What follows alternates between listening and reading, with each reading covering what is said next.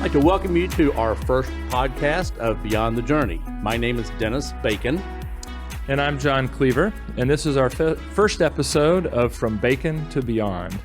And if you can imagine, with a name like Dennis Bacon and John Kliewer, to have a podcast From Bacon to Beyond just makes a whole lot of sense. So Dennis, talk about From Bacon to Beyond. Well, I think the genesis of it is that I built a practice over years of working with clients and trying to serve them in a manner that would drive them to decisions about what their life was like and how they wanted to be remembered when they were gone. It's not just about the money when it comes to their investing, but it is about planning and making sure that everything is taken care of from all aspects, a little more holistic than what a lot of people would have. So maybe share just a little bit about, since nobody really knows the real Dennis Bacon yet, a little bit about how you came into this business and how you formed some of those ideas about how you wanted to serve people. Okay. Well, I came into the business primarily as a result of having been an entrepreneur for years and really taking a good look at myself and the talents and skills that I had, the background. I'm a CPA, and I'd been in sales. I'd been working with clients and trying to help them at one point in time decorate their homes. I was doing interior design, own furniture stores. And after having taken a look at all my skill sets, it looked like a really good decision to move into an area of financial planning where I could use some of those life lessons that I had gained over the years and be able to help other people live a better life and make better financial decisions. Yeah, that's awesome. I know you have lots of stories because you shared many of them along our journey of getting to know each other. Any stories that kind of stick out that really capture this idea of helping people think about beyond as it relates to how you served them over the years? Sure. Well, probably the one that comes to mind is I had a couple come into me about 20 years ago. They didn't have any children. They really didn't know what they wanted to do with their money. They'd done quite well. And they were at a point in time where they had a large income year, and they came into me saying, "Can you please help save us some taxes?" So in that process, we actually ended up developing a charitable remainder trust, saved them about $80,000 that year in taxes, which made them ecstatic. I used to talk about him a lot, saying he was probably the tightest person I ever knew. He showed me his first penny he ever made, and Lincoln was screaming on the front side of it, so from him squeezing it so hard. So he was very happy to save a lot of tax dollars. Well, after 20 years of working with them, their plan came to completion. They both passed away in the last couple of years, and when that happened, they gave a large sum of money to two very fine universities that they would have never dreamed of doing prior to us getting together. When we set up the Charitable Remainder Trust, they had to go find charities that they thought they would like because they didn't have any that they were supporting. So when we talk about going beyond with people, it's something I've been doing a long time with clients and trying to help them understand what they've been blessed with and how they can use it to achieve what they want to achieve. That's awesome. So awesome. So as an advisor and entrepreneur, how does that make you feel in terms of your interaction with that client and the impact that you were able to have on their life and now something that's going to carry on? It's pretty fulfilling. I really enjoy a lot of it ends up not the feeling I have, but the relationship that we developed over time. They eventually moved out of the area, and he and I would talk on the phone. When she got sick, he would talk on the phone, and he could share his real feelings about what was going on. I doubt he was sharing those with a lot of people. That's not uncommon with the clients that we've worked with. We want to be there to help them through challenging times, financially, of course, answering financial questions of, how should I handle this situation? Should I get a loan? Should I not get a loan? What's the best tax way to handle things? Those are all important. But at the end of the day, what we really want to do is help them make the best financial decisions for them. And we have to understand who they are and what things are important to them for them to for us to really be able to be the advisors that we need to be for them. Right. That's so cool. That's so awesome. And obviously it's been evidenced by the number of relationships that you've built over your career, which really leads us to why we're here today.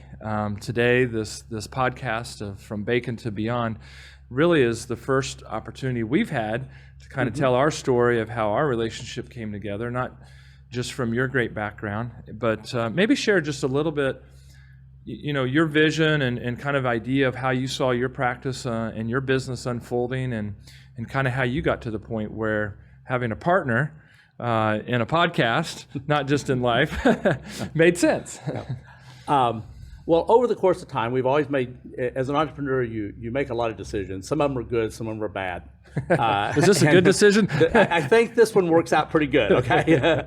But over the course of time, you do those things, and you hope that you're doing things right, and by whatever standards you've established for yourself. And one of my standards was my clients are served well, and we were very blessed in our growth in that. The growth of the business I had was exceptional from my perspective, and to be in this position where it was me and a couple of staff people, and had another advisor in the office, but my team was really me and 2 staff people. Occasionally we'd have a third person that would do work with us. I really grew to the point where I either need to hire more high-level staff people or bring in a partner like you. And that process was real interesting. And maybe you could kind of share what that process of us coming together, I think, is really important in understanding how we got to Beyond. Yeah, absolutely. Well, first of all, it's been a journey for both of us to get to this point. Our careers took kind of different paths in terms of how we got to this point in the industry. And although mine took a path of maybe being more on the corporate side, more on the leadership side, yours more on the individual side, really serving clients.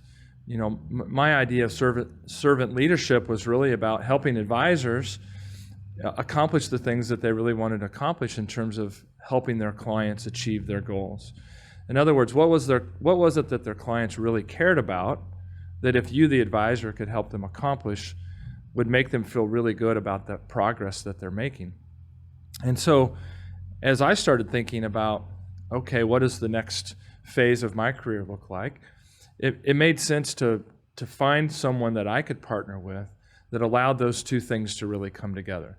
The idea of great service to clients, and also the idea of providing great leadership in terms of growing a practice, and also being able to fulfill our dreams of serving really as many people as we wanted. So, it's definitely been a journey, and a lot has gone into that, and we'll get into more of that as we continue through the podcast and as we continue through our sharing our story. But maybe talk just a little bit about kind of the vision. What's the vision for Beyond, and what does Beyond kind of mean to you? And then maybe I can chime in a little bit too. Okay. I think because of a lot of the way I've been serving my clients, Beyond allows me to expand that and allows me to work with you and maybe a few other advisors that we're looking at bringing into the practice, and allows us to be able to share the way that I've served clients and be able to serve more clients in that capacity, and also give some consistency along the way. In developing the whole Beyond Wealth Advisors side,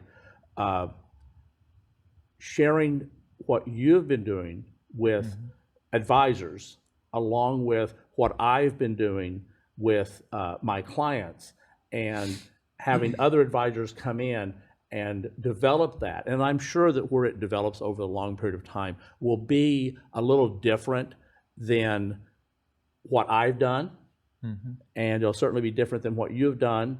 And over the course of time, as long as we have the same goal of serving clients extremely well and getting them to realize what their legacy in life can be, what their footprint is, and helping them do that. And for some people, that footprint is having grandkids who love them.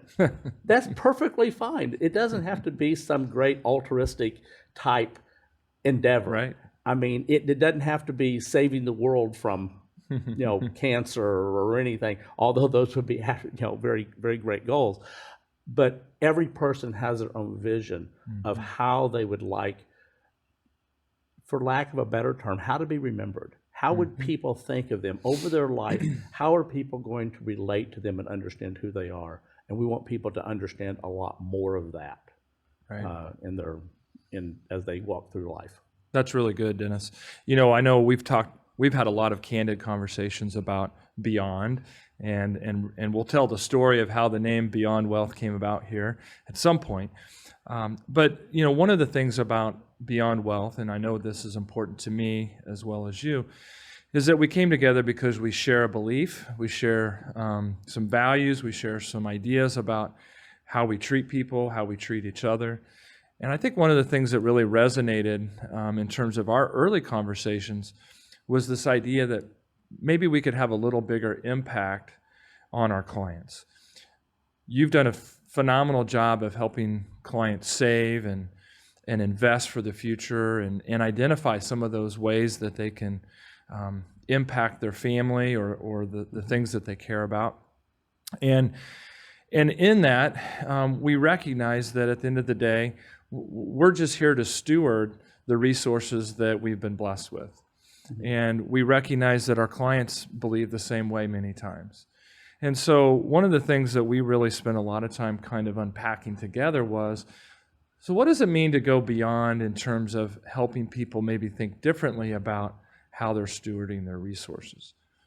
I know for me, that's meant, really having an understanding of my own faith and what that means to really recognize that God owns it all, and we're here to steward that. And if we can help someone have an impact on their family, in their business, on the things that they really care about, that our relationship with them will be beyond wealth. It'll truly be something that matters. Kind of back to that general idea of really having an impact on their life, not just on their finances. How would you relate to that in terms of how you got to that point in your career, and also kind of what does that mean to you? Well, from the faith aspect, I grew up in a Christian household that with a mother that had some very unique challenges. I guess, well, maybe they're not all that unique, but my father died when she was 50. I was 11, and I watched her struggle through the finances during her 50s. And dealing with those things and dealing very well with them in spite of emotional challenges that most people have when they lose a spouse. Hers were probably a little bit more so than some. And I was a teenager, so I probably had to grow up a little faster than most teenagers did. For sure. I had to pay for my own college. Mom couldn't help. I always say that I don't think Mom really liked it that she couldn't help. So that was she kind of did pay for the last semester of school because I collected silver coins. She had sold Avon for years, and I collected silver coins out of her purse when I was in elementary school. Those silver coins hit the peak during the silver run-up that the Hunt brothers ran silver up in early '80, and I sold all of my coins and paid for my last year of school. So that was awesome. So I guess she did help pay for that. Absolutely. But I think that background, having to deal with that and always looking at monetary things as a way to accomplish something else was important, and understanding that I had to watch my nickels if I wanted to have anything. And what really is interesting is that people always thought my family had money, which we had none. But I had entrepreneurial endeavors. I sold fireworks. I paid my way through college and bought a brand new Firebird when I was in college. So and paid cash for it. So people always thought we had stuff. I just probably spent more of it and didn't save much back then, like most 20-year-olds do. But the ethics that I learned during that process were very important. My mother held us to very high standards when it came to that. Right. And if I had to say somebody who's a champion in my life, it would be her. That's awesome. And taught me a lot about how to do so. She set a goal on what she wanted to leave her family when she passed, and she surpassed that goal. And she lived off a rental property for years, and just that type of thing is what taught me the basis of understanding of what it takes, and understanding that everybody isn't born with a silver spoon in their mouth. Some people are, and but most people aren't, and most people work for it, and no matter whether you have a little or a lot, it's still theirs, and you have to honor and respect that.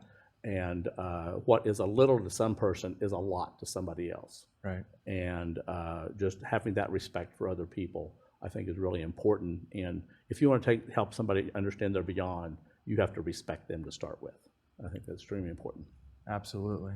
Absolutely. Yeah, that's an awesome way to really, really share the vision of who we're trying to be.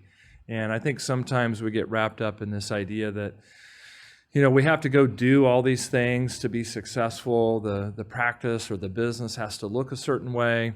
And I think one of the things I appreciate the most about Dennis is, as you've already heard a little bit today, is just the genuine belief in caring about other people, and the idea that personally we can serve them in a way that allows them to really recognize the things that they care about the most.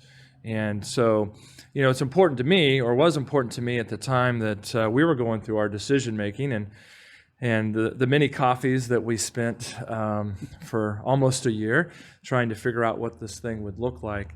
And well, maybe I'll let you tell the story, Dennis, because the whole name Beyond Wealth Advisors, has kind of an interesting background in and of itself. So. Yeah, it's kind of interesting. John and I have walked through and for over 9 months met a couple of times a month. Monday morning, 7:30 at a local coffee shop that everybody knows in Lee Summit. And we met there, and sometimes it'd be an hour meeting, sometimes it'd be 3 hours. Sure. And if it was a day the market wasn't trading, I might wander over to my office and be another hour, which that happened a few times. But during that process, I think that we kind of learned a lot about who each of us were. Mm-hmm. And John then came to me during that process and said, "Hey, have this thing incubating that I've been thinking about." And here I was a little nervous to bring that up that day, because I know you've been Bacon Financial Advisors for almost 25 years, and so that might have been the second cup of coffee before that came out. I'm not sure. And honestly, I mean, who doesn't like bacon? Bacon does make everything better. I mean, I've taken surveys around, and most people agree with that. So why you would want to change the name is kind of a mystery to me. But the interesting thing about he came up with Beyond Wealth Advisors as the name that he wanted to use. What he didn't know is that when I had transferred my business back to Lee Summit back in 2015. That was the name that I wanted, and I tried to get it done, and my attorney said we couldn't do it because there was a trademark company out in the industry, or there was something, I don't know exactly what it was, but there was a reason why we couldn't do it. And in the intervening 3 or 4 years, that situation went away apparently, because we did the research on it and there wasn't a problem. So we'd actually come up with the same name. Right. And I think that was, as I tell people, I metaphorically reached over and pulled a file out of my cabinet and says, "Here, you mean this name?" And I don't think I actually did that, but in my mind I did. Yeah, for sure. So that was part of the genesis of it. And John had fleshed it out a little bit more as far as the reason why Beyond. I just like the phraseology of it. So I felt like it was and it did talk about, how I had treated my clients. I don't think we really looked at it as a little bit more focal. And I think the biggest thing, and all the things we're talking about here, is that the intent is to be more intentional about that than what I have been in the past. It was an outflow of the way I served my clients in the past, and now we're going to make it a little bit more intentional. Right. It doesn't really change the dynamics of what we're doing, but it does make it a little more intentional. So all of our clients, we will be talking about that concept with them. Yeah, and what a great point there, because the cool thing about that story, when I hear you share that, is that it wasn't anything different than who you were trying to be your entire career, and how you grew up, and the background that you had, and the upbringing you had. And same for me, having been in maybe a little different aspect of financial services, but still focused on serving others. And I think that servant-minded approach to working with people is something that's always been kind of at my at my core. And so when I was thinking about Beyond Wealth, the idea was really being able to, not only serve people beyond what maybe they would expect in the marketplace today, which in some cases isn't a lot, but we wanted to set that bar higher. And I think one of the things that really resonated with me in our getting to know each other was that we weren't going to do this just to do it, right? This is something that we both felt we had an opportunity to serve differently, maybe to engage the community in a way that isn't currently being engaged, and also to really bring some value to our clients. Again, beyond, it's so hard not to say the word beyond sometimes, but to really bring some value to them beyond the idea that, hey, yes, we helped you save for retirement. Yes, we helped you get your kids to college. But you know what? Again, what is it that you really cared about that your family is going to be thankful for, or that you may even be able to create a legacy for down the road? Mm-hmm. And so the genesis of Beyond Wealth, and the fact that we were both thinking that, was just a really cool idea. Mm-hmm. I think in the long run, what we want to do is we would like to have this entity that we're creating to live beyond us. Mm-hmm. Beyond. There you go. In there. Okay, to live beyond us, but to be something that, as the idea that we can focus a little bit more on who we want to be as opposed to how much money we have. I think so many times people get tied up. Often I have clients that when they reach close to the end of their plan, they're in their late 80s, they have a lot of money sitting in their bank accounts, sitting in their investment accounts, and they really don't have they're going to give it to the kids and stuff. But on those situations where someone does this, but yet I know that they haven't enjoyed things as much as they could have, it's just money. And I think that's kind of sad, and what we want to do is, we don't like to hear that. We don't want sad. So the idea that we can help people understand that it's okay to utilize the resources God has given them, and in a way that helps them meet their goals, and those may be goals that relate to their spirituality. It may be goals that relate to their family. It may be goals that they have that relate to things that are just personal in their nature. Yeah, that's right. Things they want to do, things they would like to accomplish. Hey, if they decide that they really wanted to take a around the world trip and be gone for 4 months, do it while they're healthy, and do it with, if they have the money to do that type of thing. But we want them to be intentional about what they're doing a little bit more, and just understand that in dealing with the resources they've been blessed with, that they have a responsibility to be prudent with it. But prudent doesn't mean you don't have a good time. So and I define a good time as something you enjoy. Right. So that can take a lot of different forms for different people.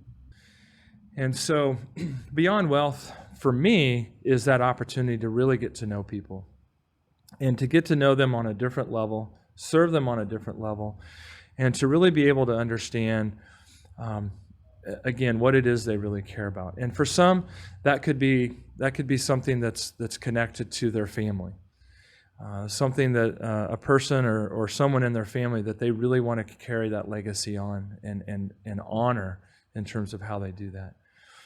Sometimes it's connected to their faith, and having a belief, and being a believer and a Christian myself, really helping people to identify and understand that, hey, they're here to steward what they've been blessed with, and to be a part of that, and to help them really unpack what that means to them. Again, is what Beyond Wealth really means to me. And then lastly, obviously we want them to be able to have the biggest impact they can. And so to be able to help them navigate through the financial decisions, which can be many and can be difficult, is something that it just really brings it full circle. And so I think that's. Going to shift gears here just a little bit. Yeah, sure. A little bit more on your personal side. Yeah. You spent 20 plus years working for a firm and in leadership and stuff. And then you made the shift to be in an entrepreneurial environment. So the question is, how did that impact, or how did that go relative to your family, your wife, and your kids, and how did they feel about that?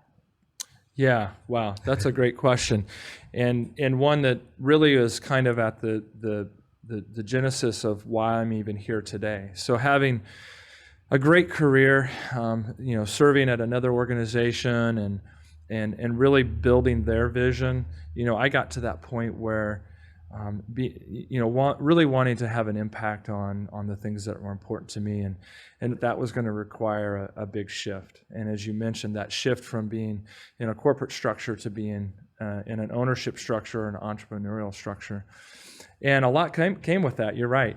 And so the great thing about it is my wife and I are very open and transparent in terms of our family and these things and what they mean to us.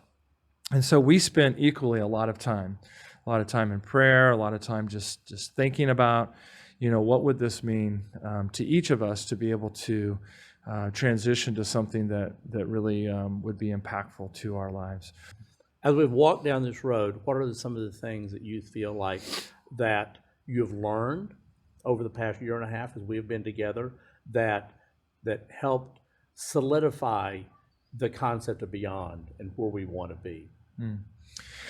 Yeah, I think the most important thing I've learned is that when you really care about something and you put everything you have into it, that it's genuine, it's authentic, and that's something that I've always appreciated about you. You're very real and genuine in who you are and who you've wanted to be.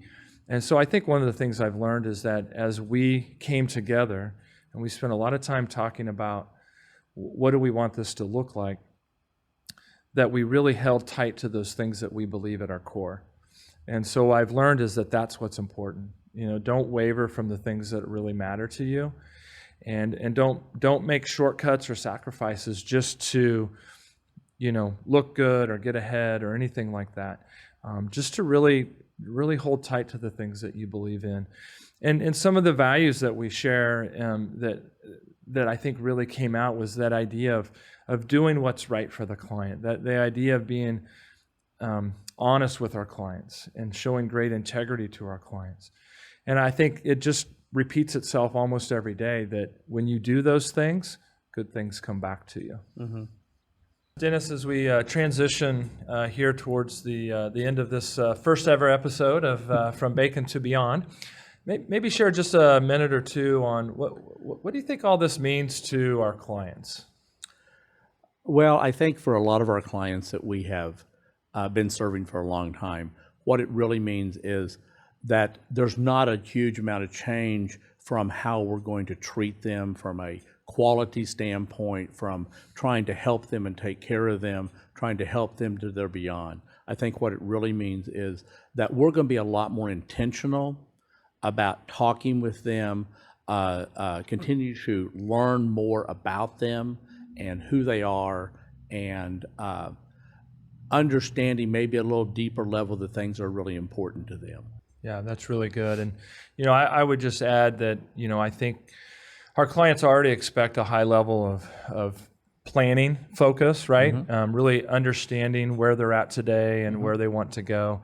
But I think there's an opportunity to, with the conversation around beyond and as we've been kind of testing the waters a little bit over the last few months, it feels like people really resonate with the idea of understanding that it's more than just the financial piece. And I think that's what I'm most excited about for our clients, is really to help them, just as you mentioned, kind of start to unpack maybe the personal side a little bit. Maybe it is the spiritual side, their faith side, and what that means to their family.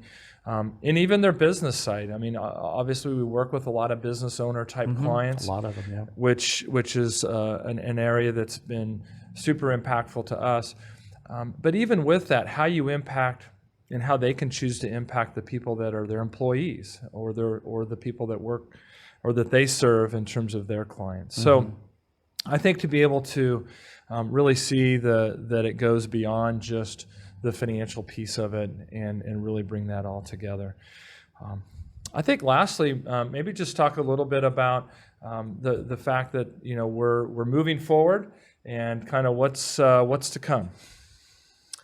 Well, as we move forward, we do look at probably bringing on a couple other advisors on the team that share the values that we've been talking with for some time.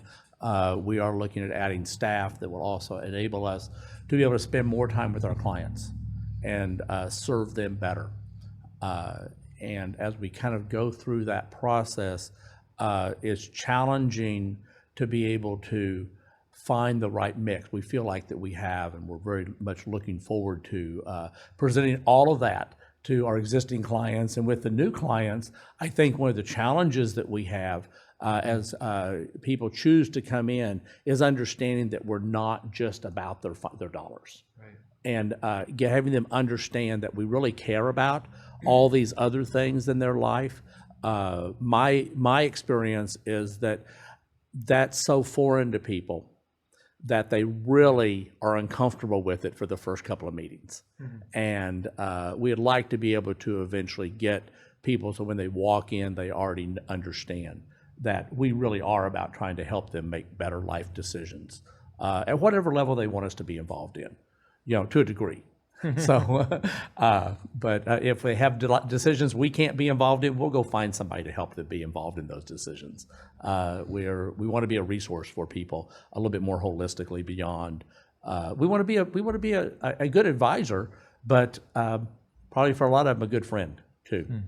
At least to the level you're going to in a professional relationship. And that's a wrap. It's a wrap. There you go. From Bacon to Beyond, episode 1. And we hope y'all can join us on the journey.